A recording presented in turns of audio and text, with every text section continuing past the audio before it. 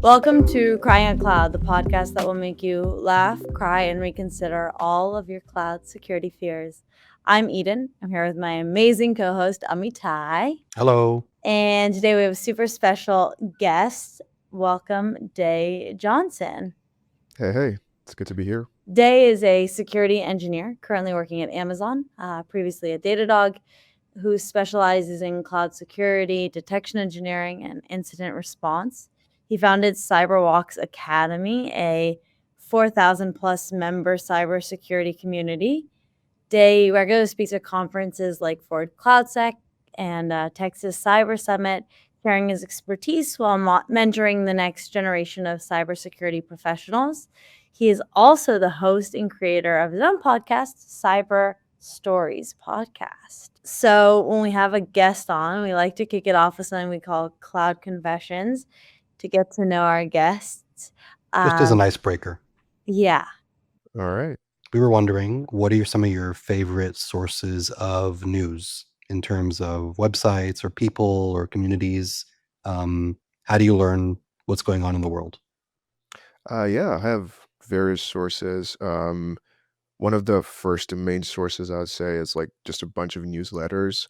I've been a huge fan of Substack recently. I also have a newsletter on there, but I'm subscribed to a bunch of newsletters like Zach Allen's Detection Engineered Weekly. Zach was my former director at Datadog, so I definitely keep an eye out for all the stuff he posts on there. I subscribe to a bunch of podcasts like the Defenders podcast, I believe, from Lim with Charlie. I have a bot in my Discord community that sends like hacker news on a daily basis, so I get to see all the new headlines and stuff like that. And yeah, just podcasts, newsletters, whatever I can scrape off of LinkedIn and Twitter as well. But yeah, just keep my ears to the ground and from different sources. Do you work remotely, in person, or a combo? Well, I initially was working remotely when I first joined Amazon, but as of recent, we're back in the office on a daily basis. So how did you get into security? Great question. So kind of started, I'd say back in high school. So, I was going to this high school back in Virginia, and I had this teacher who I believe she had gotten a grant from Cisco to teach like a specialized like cybersecurity curriculum for high school students. And so she gave us access to like all the course material and all of that stuff. And I started learning about all this cool stuff about cybersecurity that I never really knew about. But that was pretty short lived because I had to move from Virginia down to Texas. So I kind of had a long pause there with learning about cybersecurity and what the industry was about. So when I graduated from high school, I took a gap year from college and just wanted to figure out what I wanted to do. So I tried a bunch of things. I did, like Cisco networking class. I was like, this is not for me.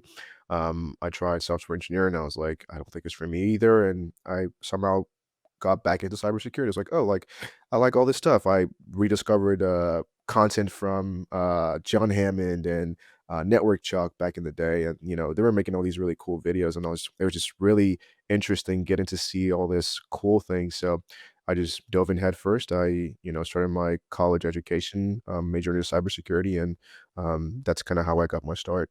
One of the things I think the security community, maybe every community, but I think the security community is well known for it, is our meme game. It's pretty strong. Not mine personally, but like in general. What are some of your favorite cloud security memes? Oh man, favorite cloud security memes. Goodness. The one security meme I'd say that comes to my mind is it's like the one where there's like a ladder of people and like some guy is like at the bottom and he's like celebrating like the like just getting like his like security plus or something, and there's some guy at the top of the ladder with like the highest like offsec exploit development certification, and it's just like the difference between the guy at the bottom of the ladder and all the different guys between like this very simple certification and this like high level exploit development certification is like so different. That's one. The other one is like The one where like the guy's riding a bicycle, and then puts a stick in there, and it's kind of like it can be a metaphor for many different things. It's like you have like all the cool like sims and all the highest grade EDRs and all of those things, and then you just put default passwords as the stick in between the bicycle tire, and then you trip up over that. I'll say those two are my favorites. Those are good choices. I think I'm not my meme game isn't necessarily strong, but I do consider Me myself neither. somewhat of a meme sommelier, and I think you that's some good stuff. If you were a vulnerability, what type would you be? Ooh, that's a hard one. If I was a vulnerability, what type would I be? I think I think I'd be a 0-day vulnerability. That's like it's like Mysterious. yeah, mysterious until like it blows up. Yeah, that's what I think I would be. And it would be like a 0-day vulnerability that I've been sitting on for like, I don't know, like 15 years that I have like held on to it even with all the year-over-year patches, and like I just like release it on like the most random day ever. So, do you prefer being like what side of the mic do you like to be on? Do you like to be interviewed? Do you like to be like the interviewer? I've done more interviewing than I've been interviewed. So I'm still getting used to like being interviewed. So it's kind of like, I have to kind of be in a mode of responding to questions and having like conversation rather than initiating it, which I'm more used to. So I'll say right now, just because I haven't done as many interviews where I'm the one on the other end, I prefer to be the interviewer. I think it definitely like involves different areas of your brain. Yes. You passed the cloud confessions. We're on to the real questions. Let's go. So we read about your work on adversary emulation. And first of all, if you'll tell our listeners what is adversary emulation, and then a little bit kind of why it's important and when it makes sense to use it. One thing about like the cybersecurity industry is like we love like really cool words. Like we just have all these like special like combination of two words. It's like you can just bring any random two words and put it together in cybersecurity and it would sound cool. But as cool as adversarial emulation is, I think it's basically just stepping into the world of your attacker, right? And understanding like their motivation, their intent, right? And seeing how you could, as best possible, right, replicate that in your environment to understand, like, okay, how how much are my controls working? How much are my detections working? How much are my response functions working? How much uh, uh, risk am I willing to take against this specific thing that my adversary is going to be able to do, right? And it sort of comes from various things, right? It comes from known about the adversary, right? What do we know about like what this particular adversary can do in our environment or an environment similar to us, and how can we replicate that? As well as what do we know about our environment as well, right? Like if you're, let's say, in the airline industry, right? Your threat vectors or your attack surface might be similar across the industry, but your specific internal environment might be built differently from another airline. So you might use that broader context to be like, okay, how can we replicate what we know this adversary has done across the airline industry, and then how can we apply that internal context of what we know about our environment, our how our systems work, how they're interconnected, to replicate that, to understand if our um, defensive controls actually work as they should. How do you learn to put yourself in the attacker's shoes when you're working on the emulation? Whenever I think about this, especially when I was doing detection engineering, it the perspective I like to take on this, and I'm by no means like I don't have a background in offensive security. Most of my experience has been in detection engineering and more defensive security, but trying to wear that hat of like the adversary usually comes from first understanding like what's the purpose and functionality of this system, right? How is it supposed to originally work? All right, cool. I know what its actual purpose is, but the world of hacker culture is making something do what it wasn't intended to do, right? That's how like hacker culture came to be. So thinking from a more malicious adversary perspective, it's gonna be like, okay, now with my understanding of the proper functionality and use case of this system, how would I misuse this system, right? How would I want to use this system for something that it wasn't intended to do, or something that it was intended to do but for a different purpose, right? And taking that and then distilling it down to like tactics, techniques, and procedures, right? Tactics, techniques, and procedures are like those more higher level like objectives down to the lower level like specific procedures they're going to use to essentially misuse the original functionality of that system. And then seeing, right, the goal is not just to misuse the system, it's not just to see if it's able to do what it's not intended to do, it's to see if your defensive controls are resilient against misuse of that system, and also taking that back to improve those defensive controls, and also if possible like remediate the possibility of misuse of that system. And are there like tools available for this or detection engineering more generally that you think people should be making better use of or that are like undervalued? I think you can look at it from different ways. I think tools are a means to an end, and I'm definitely going to recommend tools, but I think uh starting from depending on your kind of environment, like a active directory environment, right? You have various tools you can use for this, right? Whether it's like atomic red team, or like for cloud environments you can use stuff like stratus red team, right? But that's the majority of like most environments. When you start to get down to more like more custom environments that are not like traditional active directory environments or traditional cloud environments, with very very specific tools and systems that are designed for very specific use cases, it comes down to now like having access to the system itself, maybe like in a test environment or in a sandbox, understanding its functionality and then poking holes at it. I think yes, like it's great that we have tools, and you can definitely gain inspiration from those tools if you're more well. You can use those tools in a more traditional environment. I think that's very applicable across those environments. But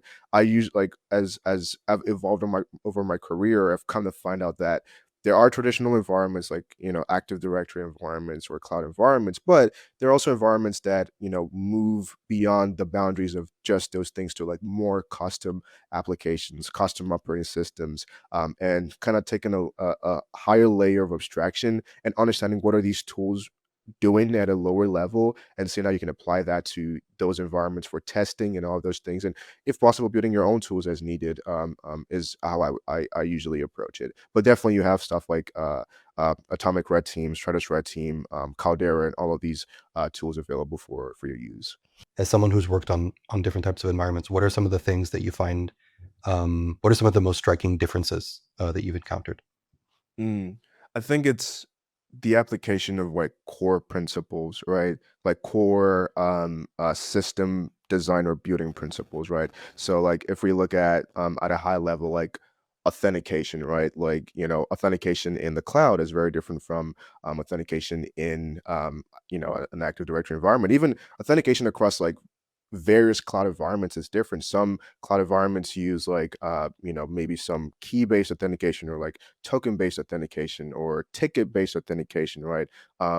But it's the application of those like authentication or authorization principles is usually very different across these different environments. What I've come to learn is that the underlying principle still remains the same. It's like I need to get access to a system, or I need to use my access to a system to do something specific. But the application of how that is done across those environments, like I've just seen it vary so widely. What are some of the things that that you find that security teams often like regret in retrospect in terms of maybe their preparedness, or things that happen like during an incident or during a red team where they're like, we should have done that. Like, why didn't we think of that? I think a lot of security teams do very well with regards to like, if you look at the incident response lifecycle, the more traditional incident response lifecycle, they're pretty good. Well, they're generally okay at like detection and analysis, like that left portion. But as you start to get closer to like containment, eradication, and recovery, you start it starts to highlight gaps, right, in like the original preparedness, right? So it's like, for example, like being in an incident and realizing, oh, we don't have a containment strategy for this kind of like particular incident. We don't have a method by which we can maybe contain like a whole region of hosts, right? Maybe we have to do that manually, or now we have to like scrape up a script to like recursively, contain all these different hosts or all these different identities, right? And then eradication as well. It's like, okay, like if you have, let's say you did have a good containment strategy, getting to the eradication portion, like having some sort of ways by which you can truly completely remove the attacker out of your environment, right? Depending on the kind of environment it is. And then also, I think another one that I've seen that is usually like that usually plagues security teams or response teams is like the remediation piece of things, right? It's like even with the pain of like a breach or an attack or something really major, you would be surprised to find that a lot of security teams still struggle to truly prioritize the actual vulnerability that caused the breach in the first place because of some major like business use case or some bureaucracy or some specific thing that this particular system or tool does for the business that we can't make this change. So you still have this vulnerability that leaves you open. Even after the incident? Yeah, even after the incident, right? Even like because like like it's not always the case, but it's like sometimes it's like there are blockers to like actually remediating the root cause of it for various reasons, right?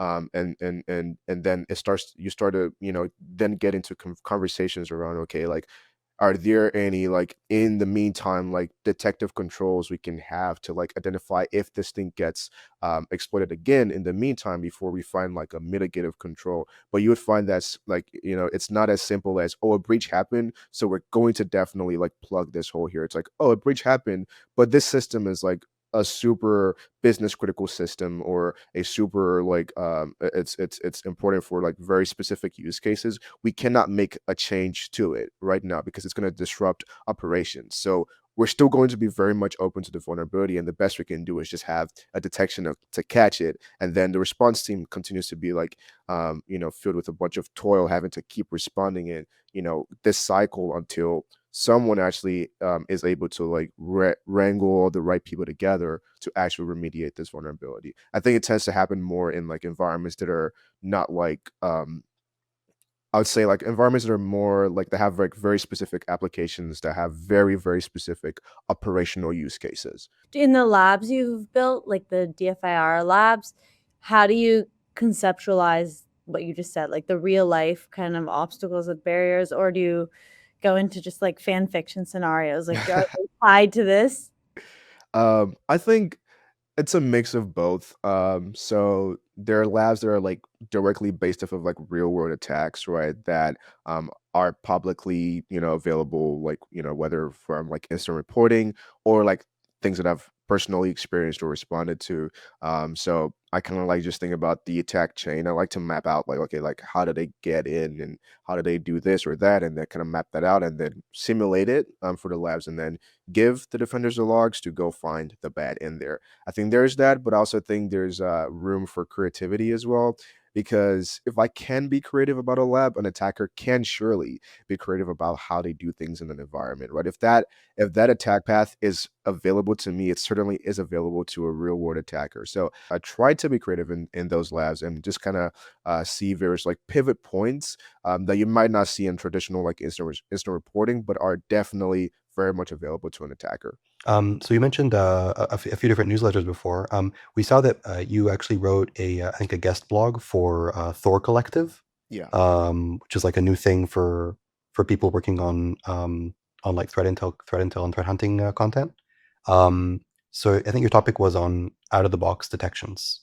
So what are some good out of the box detections that you think more organizations should be thinking about? There's a multitude of like good out of the box detections, right? I think most product detection engineering teams are good at building out of the box detections because like that's kind of what they're designed to do. I think the way I would want to respond to that is like encouraging like detection engineering teams to not rely solely on those out of the box detections because they're good. Like I've seen the out of the box detections across all the different sims, like whether it's like Elastic, Datadog, like all these different, they have great ones, but they're essentially just a starting point, right?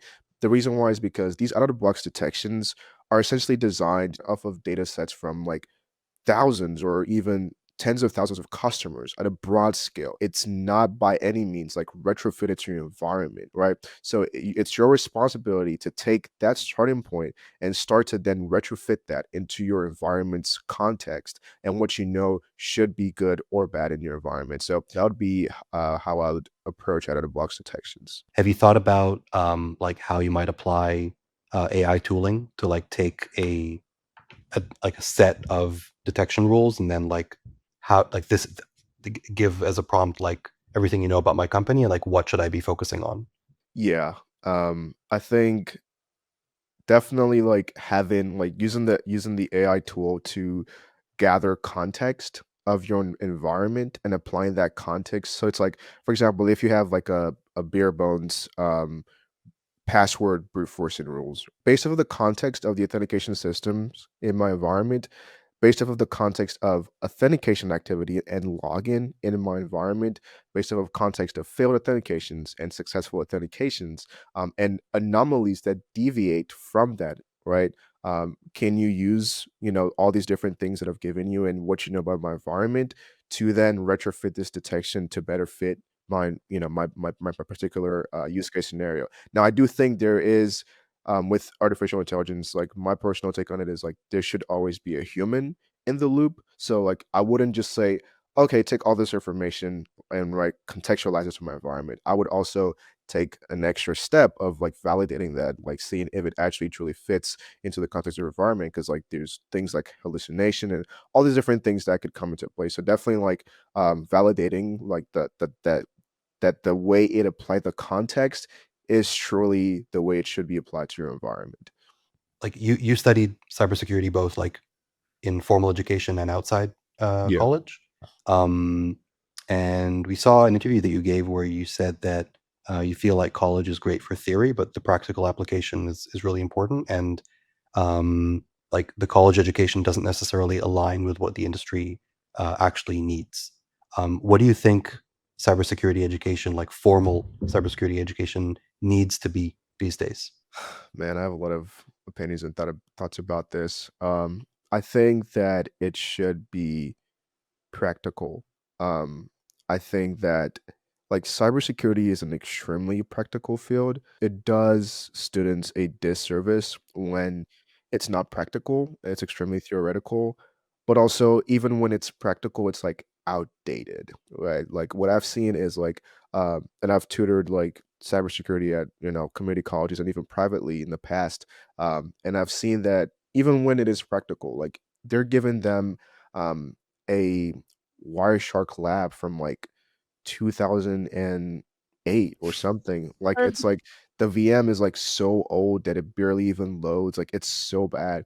And I mean, like, in all honesty, like yes, are there some systems or environments where like they're still like so legacy that it's that bad? Like, yeah, that is true. But the industry and just the technological world like moves so fast. Like in the last 6 months to 12 months, things have moved a lot faster than even over the course of a longer timeline. So like we're evolving really fast, and like our security defenses should be evolving with that. But even the education for cybersecurity should be evolving at that pace as well.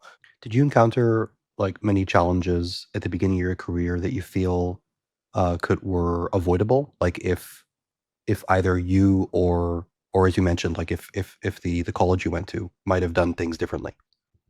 I think I was able to escape that because I took a different approach to my learning. So I honestly got my degree because my mom wanted me to go back to school. I while I was in school, I was basically doing all the things that I hoped school was supposed to do for me. Like I was doing all the labs, I was building my own labs, I was learning practically on my own, because school wasn't necessarily teaching me that, right? I actually dropped out of school for a bit, right, while I was working full time. It wasn't until I joined Datadog that I went back to school to finish my bachelor's, and I did the most like the simplest bachelor's ever. I literally changed my major like 5 times so I could finish as fast as possible.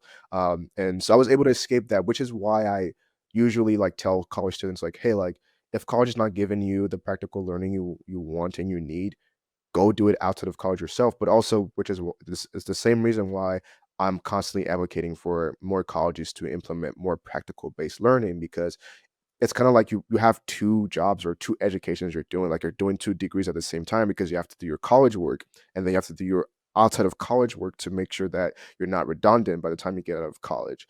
So I was able to escape that thankfully, but I think that doesn't have to be the case if it's already implemented into higher education.